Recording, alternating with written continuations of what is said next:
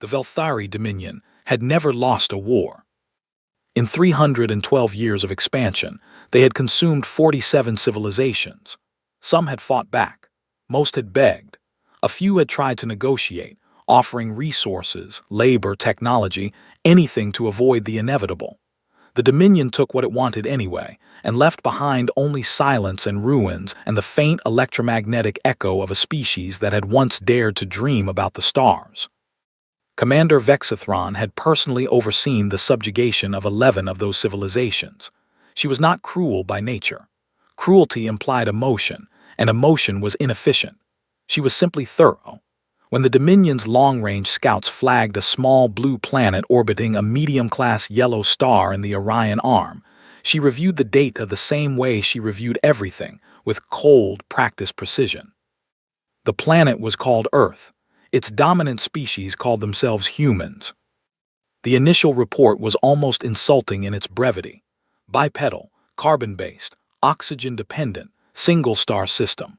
They had achieved basic interstellar communication but had not yet established colonies beyond their own moon and one neighboring red planet. Their military technology, as far as the scouts could determine, was confined mostly to their planet's surface and a thin scattering of orbital platforms. Primitive, fragmented, still divided into competing political factions, though something called the United Earth Accord had been signed roughly 80 years prior. Vexithron had seen this before, dozens of times, a young species clinging to the illusion of unity just as the universe finally noticed them. She composed the ultimatum herself. It was the same one she always sent, translated, of course, into the target species' primary language by the Dominion's linguistic AI. The message was clean, logical, and absolute. Surrender your world, your resources, and your labor within 30 planetary cycles. Resistance will result in total atmospheric neutralization. There would be no second message. The transmission was sent at 400 Standard Dominion time on the 14th of the month. Earth acknowledged receipt of the message within 6 hours. And then the humans did something that no species had ever done before. They went completely silent. No emergency broadcasts. No panicked government transmissions flooding every frequency.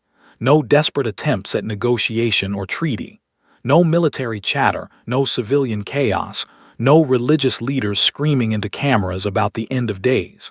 Vexithron had expected all of those things because every other species had done all of those things. She had a psychological profile template for it. She had a response protocol for each stage of grief. A civilization went through when it realized it was about to be consumed. But Earth produced none of it. The planet simply went quiet. At first, her intelligence officers assumed it was a communications shutdown. Perhaps the humans were consolidating, hiding their panic from the Dominion's listening arrays. That was unusual but not unprecedented. Vexithron gave the analysts 3 cycles to dig deeper. They came back looking uncomfortable, which was an expression she did not often see on Velthari faces, because Velthari were not, as a rule, easily unsettled. "Commander," the lead analyst said, placing his data tablet on her desk with the careful deliberateness of someone setting down something they didn't want to be holding. "Their internal communications have not gone silent. They've been rerouted, encrypted at a level we haven't encountered before. Whatever the humans are saying to each other right now, we cannot hear it."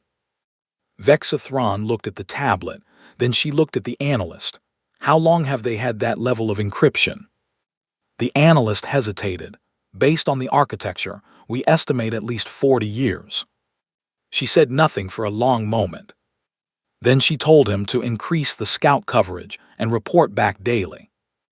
Outside the viewport of her flagship, the stars were cold and indifferent, scattered like broken glass across the black. And somewhere out there, past the edge of sensor range, a small blue planet was saying nothing at all, and somehow that silence felt louder than any war cry she had ever heard. 30 cycles, that was all the time they had. Vexithron told herself it was more than enough. She almost believed it. By the 5th cycle, the silence had begun to bother people who were not paid to be bothered by things. It started with Lieutenant Draxus Voon, a young sensor analyst who had the misfortune of being both extremely talented and deeply conscientious, two qualities that, in combination, had a habit of making people miserable. He had been assigned to continuous passive monitoring of Earth's solar system, a job that mostly involved cataloging routine electromagnetic noise and forwarding it to the intelligence division for processing. But around the fifth cycle, the routine electromagnetic noise stopped being routine. He brought it to his supervisor. His supervisor brought it to the division chief. The division chief, a veteran named Sarath Kel who had served in 12 campaigns and prided himself on having seen everything, looked at the data for a very long time before he called Commander Vexathron directly. This was unusual. Division chiefs did not call commanders directly. They sent reports through proper channels and waited. Sarath Kel did not wait. "Commander," he said when she answered, "I think you should look at the deep space readings personally." She looked. The solar system that Earth occupied had, according to standard survey data, 5 major planets beyond its habitable zone, gas giants and frozen rocks of no particular strategic value. Standard survey data, she now realized, was only as good as the surveys that produced it, and the surveys that had been conducted on this system were 18 years old. In 18 years, something had changed. The energy signatures beyond the 4th planet, the red one the humans apparently called Mars, had increased by a factor that Sarath Kel's instruments refused to express as a clean number.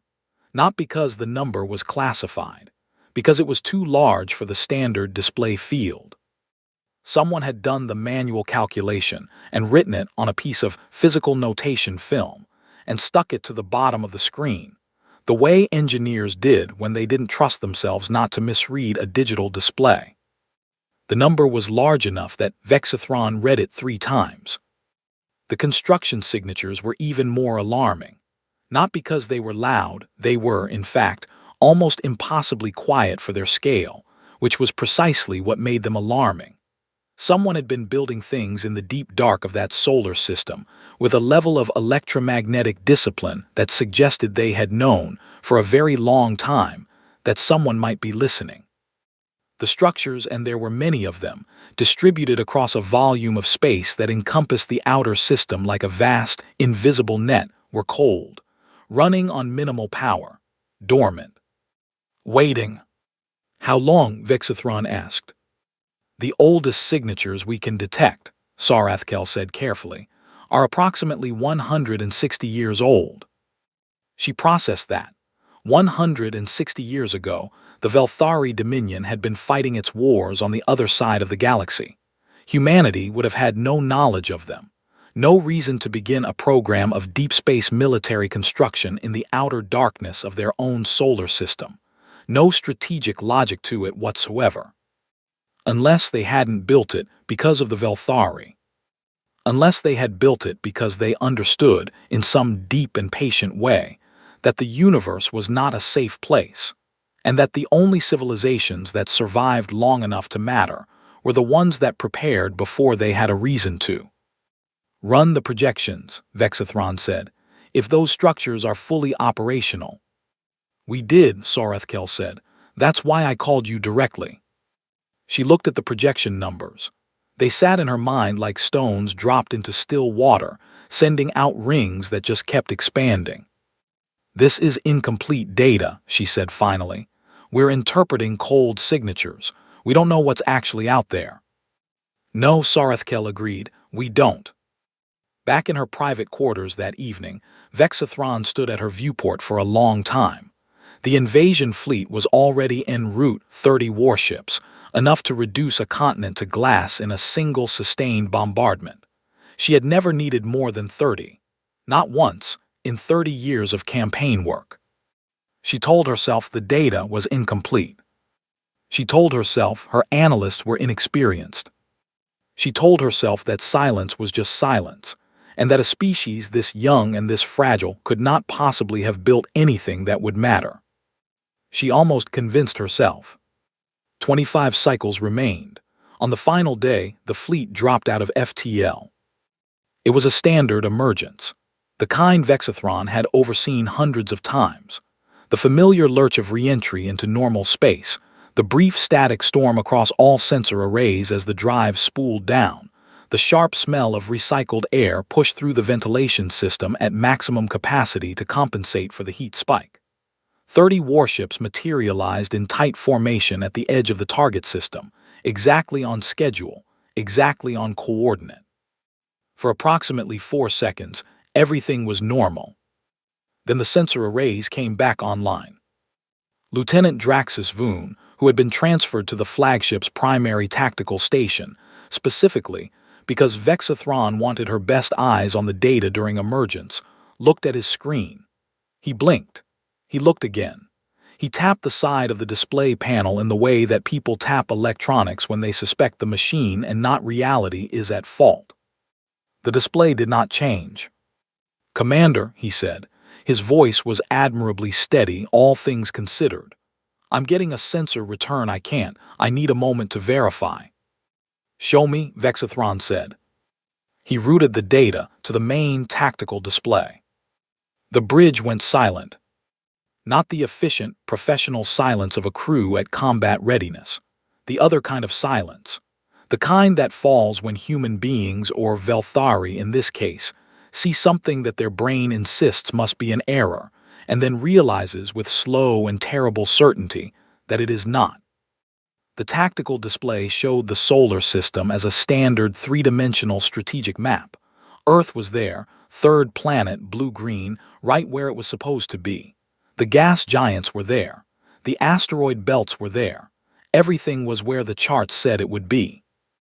And between all of it, woven through the orbital planes and the deep dark stretches of space between worlds, was a fleet.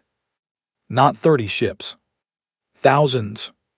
The number kept climbing as the sensors resolved more detail, pulling ships out of the background noise one by one, the way eyes adjust to darkness and begin to find shapes that were there all along. Carriers the size of small moons, their hulls cold and dark, and radiating the particular kind of electromagnetic silence that only comes from extremely sophisticated shielding. Battleships in formations so precise they looked like architecture. Dreadnoughts sitting at the edge of the Kuiper belt like mountains had decided to float. Smaller craft, hundreds of them, arranged in patterns that Vexathron's tactical AI flagged as defensive grids, the kind of overlapping coverage that left no approach vector unobserved.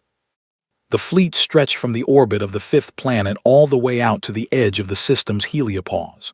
It occupied space the way weather occupies a continent, not as a collection of individual objects, but as a presence, a fact, a condition of the local environment that simply had to be acknowledged. For the first time in her career, Vexathron did not know what to say. Sarathkel, standing at her left shoulder, said it for her. "They were ready," he said quietly, not accusatory, not frightened quite, just stating a thing that was now undeniably, irreversibly true. They were ready before we sent the ultimatum. They were probably ready before we even found them.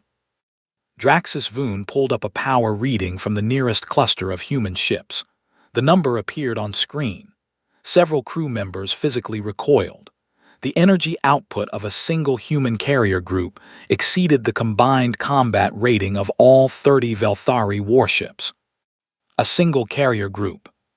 There were hundreds of carrier groups. "Commander," the helmsman said, with the careful tone of someone who wanted to suggest something and also wanted to make absolutely sure it was the commander's idea, "should we consider a withdrawal to a safe?" "Hold position," Vexathron said. Her voice was steady. She was proud of that. She was proud of it later, too, when she had time to think about it, that in the moment when she understood, fully and completely, that she had sailed 30 ships into the presence of something that could end them all without breaking formation, her voice had not shaken. She stood up straight. She clasped her hands behind her back. "Hail them," she said. Nothing happened for a long moment. The human fleet sat exactly where it was, massive and patient and utterly still, like a mountain range that had been there before anyone arrived and fully intended to be there long after they left. Then a single transmission indicator, lit up on the communications board. The humans were hailing them. The voice that came through the speakers was not what Vexathron expected. She had expected ceremony. Other species, when they finally revealed a prepared defense, spoke in the voices of their leaders, grand, performative, designed for history. The Kethra had broadcast their final message across 17 frequencies with full military honors. The Solani had transmitted a 10-minute declaration that their communications minister had clearly been writing and rehearsing for years. Even the Borvani, a species that communicated primarily through chemical signals, had managed a statement of such elegant hostility that the Dominion's cultural archive had preserved it as an example of alien rhetoric. The human said, "You're in the wrong neighborhood." That was it. No title, no rank, no name. A single sentence delivered in a voice that managed to sound both completely calm and faintly, almost imperceptibly, tired the way a person sounds when they are explaining something to someone who should already understand it. Vexathron stepped forward to respond. She activated the translation relay and opened a channel. "This is Commander Vexathron of the Velthari Dominion's 6th Expansion Fleet. I know who you are," the human said. Vexathron paused. "I know who all of you are," the voice continued. "Vexathron, 31 years of active command, 11 campaigns, perfect record, reputation for efficiency. You sent us the standard ultimatum, same template you've used on everyone else, translated into English by an AI that did a competent job except for a slightly awkward construction in paragraph 3. There was the faintest suggestion of dry humor in those last words, the kind that only lands when delivered perfectly, which it was. "You have 30 of our seconds to reverse course. After that, we're going to have a much longer conversation." The bridge was utterly silent. 30 seconds was not long enough for a meaningful response. It was certainly not long enough for a debate. Vexathron understood this was deliberate. The human was not offering negotiation. The human was offering an exit, the way you offer an exit to someone standing too close to a cliff edge, not because you want to save them, but because you'd rather not watch them fall. She tried anyway. "Your display of force is noted," she said, keeping her voice measured and professional, falling back on the psychological script she had used 100 times: Project Authority, Project Calm, Project Inevitability. But the Dominion's offer of the channel closed. Not static, not interference. The channel simply closed, cleanly and completely, with the finality of a door being shut by someone who had already decided the conversation was over. Draxus Voon looked at the mission clock. 30 seconds have elapsed, Commander." Nothing happened. The human fleet did not move. No weapons came online, or at least, none that the Dominion sensors could detect, which, as several people on the bridge were now quietly, privately considering, might not mean much. The stars continued to burn in their indifferent patterns. Earth continued its slow rotation far below. And then Sarethkel said, very quietly, "Commander, look at the tactical display." She looked. One of her ships was gone. Not destroyed. There was no debris field, no thermal bloom, no residual energy signature from weapons fire. The ship, the Relentless Advance, a mid-class destroyer with a crew of 400, had simply ceased to appear on the sensors. One moment it had been there, sitting in tight formation exactly where it was supposed to be, and then it was not. She opened a channel to the fleet. "All ships report status."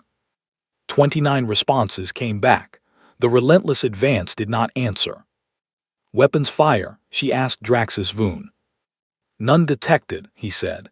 He was running his hands across his instruments with the rapid, mechanical precision of someone who desperately wanted to find a reading that explained what he was seeing.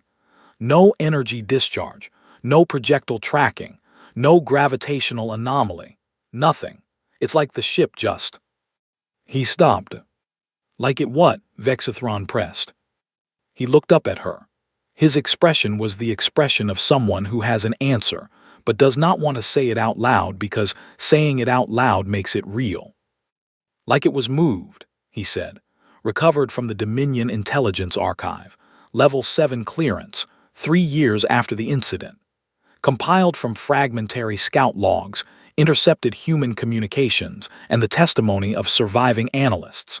What follows is the story of everything the Velthari Dominion failed to understand about the species it had decided to conquer.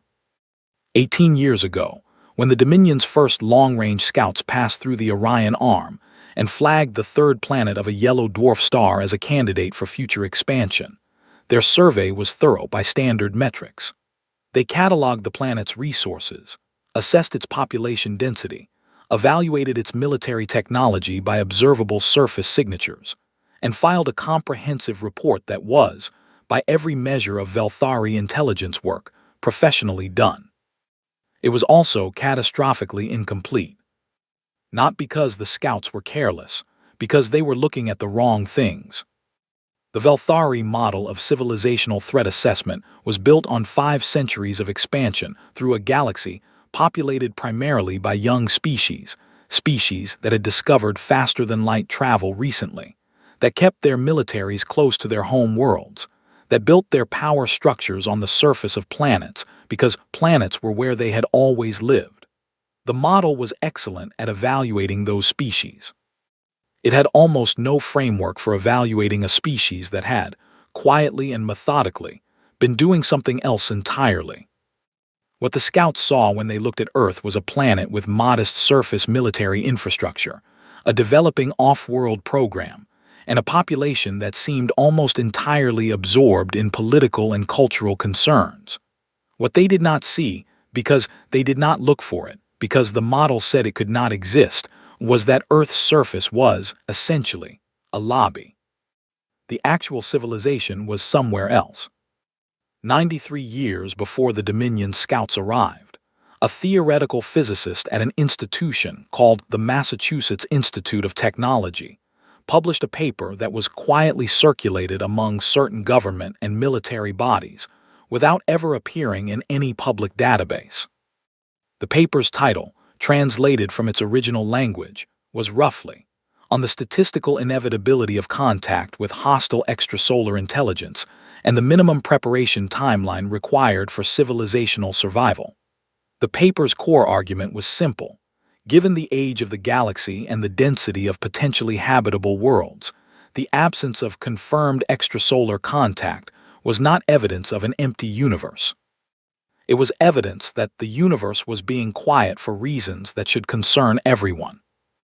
The paper recommended an immediate, classified, multi-generational program of deep space infrastructure development, not for exploration, not for colonization, for defense.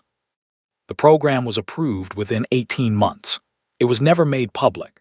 It was funded through mechanisms so deeply embedded in the international financial system that no external observer, human or otherwise, could have traced the money. It was staffed by people who understood that they were building something they would never see completed, for a threat they might never see materialize, because the alternative was to do nothing and hope the universe was kinder than mathematics suggested. They called it the Quiet Program.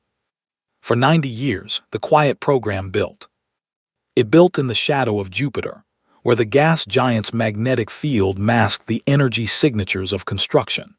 It built in the outer asteroid belt, where human engineers learned to coax habitats and shipyards out of rock and ice with such efficiency that an entire generation grew up having never set foot on Earth. It built in the deep dark beyond Neptune, in structures so cold and so perfectly shielded that they were, to any external sensor, indistinguishable from the natural background radiation of the cosmos. It built ships. Not the exploration vessels that human governments announced with great ceremony and showed on public broadcasts. Those ships were real, and they did real work, and the people who crewed them were genuinely proud of them. But they were not the fleet. The fleet lived in the dark, cold and patient, running on minimum power, crewed by volunteers who had signed agreements so comprehensive that signing them was legally equivalent to ceasing to exist as a civilian. By the time the Dominion's ultimatum arrived, the Quiet Program had been building for 90 years. The humans had 30 cycles to get ready. They spent them getting the lights turned on, Vexathron ordered the retreat at the 42nd second. She was not ashamed of it. Retreat was a tactical decision, the same as any other. The data had changed. The parameters of the engagement were not what the mission profile had specified. A competent commander adapted. A competent commander did not sacrifice 30 ships and 12,000 crew members to pride. All fleet units, she said, keeping her voice as even as the surface of still water, reverse heading. FTL spool up on my mark. We are withdrawing to reevaluate. 29 confirmations came back. The fleet began to turn. It was a clean maneuver, professional, practiced. The kind of withdrawal that looks like a choice rather than a flight, which is the best kind of withdrawal.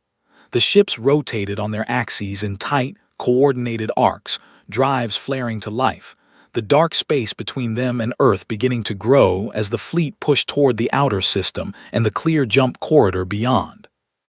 Vexathron allowed herself one single moment of something that was not quite relief, but was adjacent to it. They were leaving. The situation was recoverable. The Dominion would regroup, reassess, and determine a new approach. There would be consequences for her career, certainly. She had never retreated before, but she would be alive to face them. And so would 12,000 Velthari men and women who had families and histories and futures that had nothing to do with a mistake she'd made in assessment. Then Draxus Voon said, "Commander, the iron certainty is gone."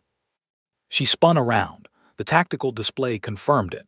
The iron certainty, a heavy cruiser 700 crew, had vanished from the formation. Same signature as the relentless advance. No debris, no energy discharge, no weapons trace. Simply absent the way a word sometimes disappears from a sentence without anyone noticing until the sentence no longer makes sense. "The sovereign will," someone called from the sensor station. "It's gone." Unyielding advance gone. Dominion's reach, I've lost it. The calls came in faster now, overlapping, the voices of her crew carrying that particular quality of sound that is not quite panic, but is what panic sounds like when professionals are working very hard to suppress it. Vexathron watched the tactical display and felt something she had no word for in Velthari. A deep, structural wrongness. The sensation of a floor being removed from beneath a building while the building was still expected to stand. The ships were vanishing one by one. No pattern she could determine. No sequence. Not front to back, not weakest to strongest, not strategic targets first. Just one, and then another, disappearing from the formation with the quiet regularity of a clock ticking in an empty room. She screamed into the fleet comms. Every channel. Emergency frequencies, tactical channels, even the engineering bands she'd never used in combat. Nothing came back. Not static. Not distress signals. Nothing. The ships that were gone simply gone in the way that rooms cease to exist when the lights go out, present in memory, absent in fact. Draxus Voon's hands were moving across his panel with frantic precision, running every diagnostic available to him, scanning every frequency, deploying every sensor mode the ship possessed. No weapon signature, he said, and his voice had finally lost its steadiness, though he was clearly fighting to maintain it. No drive signatures, no spatial distortion consistent with destruction. No, he stopped, ran the scan again. "Commander, I'm getting there's a spatial folding signature, extremely faint." "Consistent with?" "With what?" He looked at her. "With a point-to-point displacement field. Someone is moving the ships, physically moving them, folding space around each vessel individually and depositing it somewhere else." The implications of that arrived in her mind the way a large, cold wave arrives, slowly visible from a distance, and then all at once. Point-to-point displacement at that range required energy outputs that the Velthari Dominion theoretically understood, but had never been able to practically achieve. The mathematics worked. The engineering had always been the problem. The power requirements were astronomical. The precision required was beyond any computer they had built. The margin for error was so small that testing it on a crewed vessel was essentially an execution. The humans had apparently solved all of that. And they were using it not to strike but to remove, not to destroy but to relocate. They were taking her fleet apart ship by ship with the unhurried efficiency of someone clearing a table after a meal. "How many do we have left?" she asked. Draxus Voon looked at the display. "5," he said. She had left with 30. "Keep moving," she said. "Maximum drive output. Jump as soon as the corridor is clear." 4 ships vanished in the time it took her to finish the sentence. Her flagship was alone. For a long time, nothing happened. The flagship sat in the outer dark of the solar system, alone in a way that felt different from ordinary aloneness. The way a room feels different after everyone has left it, holding the memory of presence in its emptiness. Vexathron stood on the bridge and looked at the tactical display that now showed exactly one Velthari vessel in this entire system. Her ship, her crew, her responsibility. The jump corridor was 12 minutes away at maximum drive. She was calculating the odds of making it when the hail came through. It was a different voice this time, older, the kind of voice that has been in command for a very long time and no longer feels the need to perform anything. Calm without effort, certain without aggression. "Commander Vexathron," the voice said. "This is Admiral Chen Wei. Please maintain your current position. You will not be harmed. I'd like to talk." Vexathron looked at Sarath Kel, who had been standing at her shoulder in silence for the past 20 minutes. He raised an eyebrow, a Velthari expression that translated roughly as "your call, but I'm out of objections." She sat down. For the first time in this engagement, she sat down. It seemed like the appropriate thing to do.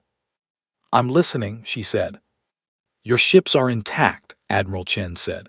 "All 29 of them, every crew member alive and uninjured. They've been deposited in the Davar system approximately 400 light-years from here. Its uninhabited, stable star, breathable atmosphere on the second planet, accessible water. They have supplies. They have functioning communications. It will take them a long time to get home, but they will get home." Vexathron absorbed this. "Why?" she said finally. It was not a complete question, but Admiral Chen seemed to understand all the dimensions of it. "Because we're not interested in killing people," the Admiral said. "We've never been interested in killing people. We built what we built because we needed to be safe, not because we wanted to conquer anything. You came here with 30 ships planning to glass a continent. We could have destroyed all 30 ships. We chose not to because we're asking ourselves to be better than that, and because dead Velthari crew members serve nobody's interests, including ours." "The displacement technology," Vexathron said. "You've had it. Long enough. You never used it offensively." "We never needed to," the Admiral said. "And using it offensively would have required us to decide that other species' lives were worth less than our convenience. We've made that mistake before, historically speaking. We prefer not to repeat it." Vexathron looked at the stars outside the viewport. She thought about the data she'd been given. She thought about a species that had built something extraordinary enough to end wars before they started, and had kept it hidden not out of weakness, but out of a preference for a galaxy where they didn't have to use it. "Your dominion is not destroyed," Chen continued. "Every system you've conquered, every fleet you have elsewhere, none of that has been touched. This was not a declaration of war. This was a very clear statement of a border. Cross it again and we will respond the same way. Ship by ship, crew intact, very long walk home." "The Dominion will not accept this," Vexathron said. "Not as a threat, as an honest assessment." "The Dominion," Chen said, with a patience that was somehow not condescending, "is going to have a very interesting conversation with itself over the next several years. We expect it will. But that conversation will happen at home, not here." There was a pause. "You can go now, Commander. Safe travels." The hail closed. The jump corridor was there, exactly 12 minutes away. Vexathron looked at her crew, her helmsmen, her analysts, her engineers watching her from the engineering deck on the internal monitors, 12,000 people who had gone home, one bridge of people still watching her face for what came next. "Take us out," she said quietly. The flagship moved toward the jump corridor, alone and whole, and the stars stretched around it like the long, cold, honest dark.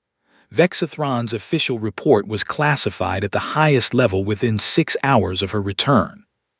It was leaked within 12. No one ever determined who did it, though the prevailing theory among the Dominion's intelligence community was that it had been leaked by someone very senior who understood that secrecy, in this case, was the more dangerous option. The report was 37,000 words long. It included sensor data, tactical records, audio logs of both transmissions, and Vexathron's own analysis, which was the most quietly devastating section. Because Vexathron was not a dramatic person, and her analysis did not read like a warning or a crisis. It read like an honest accounting, the kind a very competent person writes when they have accepted a difficult truth and are trying to make sure everyone else accepts it too. The core finding was simple. The humans had not stopped the Dominion because they were lucky. They had stopped it because they had been preparing to stop it for almost a century, with a patience and a strategic discipline that the Dominion had no cultural framework for understanding. Every intelligence failure in the lead-up to the engagement traced back to the same root error: the assumption that a young species would think young thoughts, make young decisions, prioritize young things like territory and dominance and the performance of strength. The humans had prioritized survival, not just their own survival, the survival of something they wanted to be. They had built the most powerful military force in the known galaxy and never told anyone about it, not because they were hiding weakness, but because they were very specifically trying to avoid a world in which they needed to use it. The report reached every species under Dominion control within a month. Within a year, formal complaints about the subjugation campaigns had quadrupled across the Empire's administrative infrastructure. Within 3 years, 6 subject systems had petitioned for autonomy under a legal framework that had technically existed in Dominion law for 200 years, but had never been practically exercised, because exercising it had always seemed like an invitation to annihilation. Now it seemed like a reasonable administrative request. The Dominion did not collapse. It contracted, slowly, deliberately, through a series of political decisions that its historians would later describe as the most painful and necessary thing the civilization had ever done. The old guard argued for a new campaign, a new fleet, a new approach. The new generation asked a simple question: to what end? Power for its own sake, against a species that had demonstrated that power was neither their identity nor their ambition. The Velthari as a civilization took a long, hard look at themselves. It was not comfortable, it was not fast, but it happened. 18 species under former Dominion control eventually made independent contact with humanity.